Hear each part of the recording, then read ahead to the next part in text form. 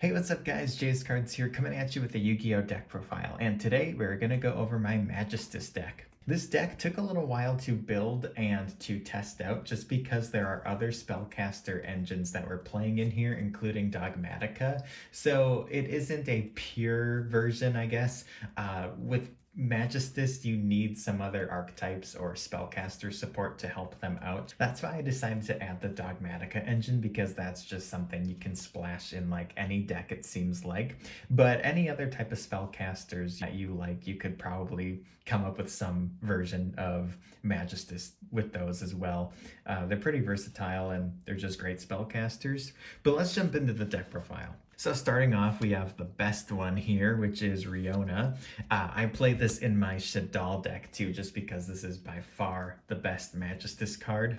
If this card's normal or special summoned, you can add one Magistus spell or trap card from your deck to your hand. You can also return one of your banished level 4 or lower spellcaster monsters to your graveyard. You can also then, of course, banish Riona from your graveyard, then target one Magistus monster you control and equip it with another Magistus monster that's in your graveyard. Then following up, we have 3 copies of Zoroa, the Magistus of Flame. You can target one Magistus monster you control and equip it with one Magistus card from your extra deck. And if you equip something to Zoroa, you can special summon one level 4 spellcaster monster from your hand or graveyard.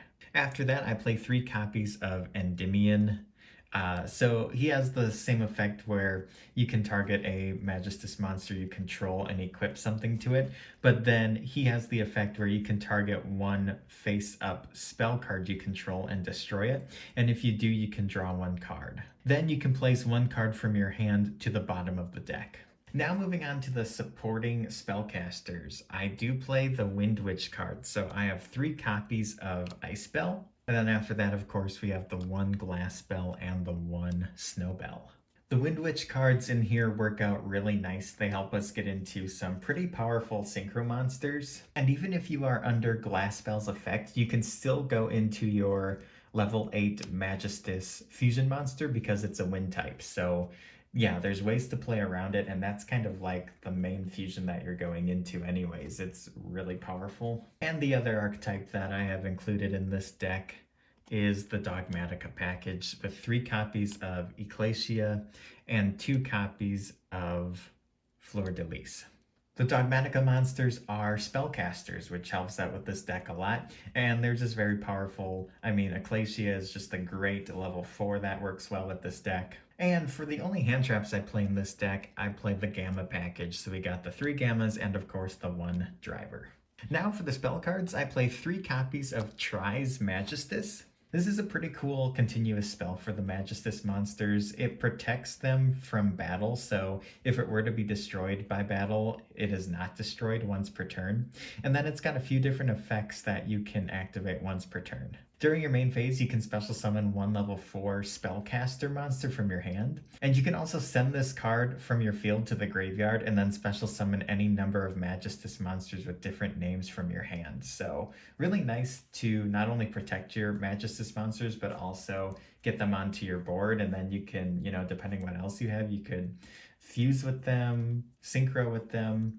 There's a few different options. It's a pretty nice spell card. After that, 3 copies of Magistus Invocation.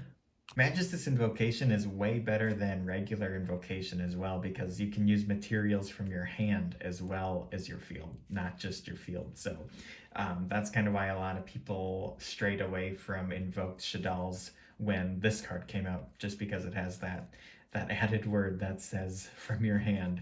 Then for the Dogmatikas, we have 2 copies of Nadir Servant. I only have 2, unfortunately, but you're going to want to play 3. Maybe I can get a 3rd copy, but this card is kind of expensive right now. I picked it up when it was a little bit cheaper, but yeah, this card, I would love to play a 3rd copy. If you guys happen to have 3, please play 3. I do have something in here that we can replace with a 3rd copy when we get there, but 2 copies is still okay. You just don't want to play Desires or anything, especially if you only have 2 copies, because you don't want those to get banished, but 2 is working out just fine. And for the one-ofs, I have one Called by the Graves, just so we can stop a hand trap, one Monster Reborn, and one Upstart for some draw power. And for the trap cards, I'm playing 3 copies of Dogmatika Punishment. If I happen to get a third Servant, I would probably cut one of these down, but it is a very powerful trap card.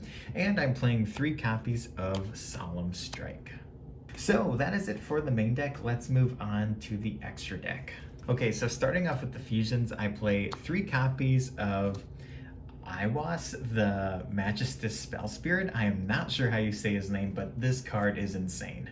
So it's made with 1 Magistus monster and then 1 Spellcaster. If this card is equipped to a monster, the equipped monster gains 1000 attack and defense. And then it has a quick effect where you can target 1 other face-up monster on the field and equip this card you control to it. If this card is equipped to an opponent's monster by this effect, you can take control of the equipped monster and it cannot activate its effects. After that, I played 2 copies of Titaniclad to go with our Dogmatika package, and 2 copies of Elder Entity Entis. This works very well with your Dogmatika Punishment. For the synchros, I play 1 copy of Wind Pegasus at Ignister. This is just a great wind monster that you can go into. Then I play 1 Clearwing Fast Dragon and 1 Crystal Wing Synchro Dragon. And a newer synchro monster that recently came out is Cyber/Harpy Lady. I am playing 1 copy of her. I was actually going to play Stardust Dragon because that's another great level 8 classic synchro monster that's still annoying to deal with today.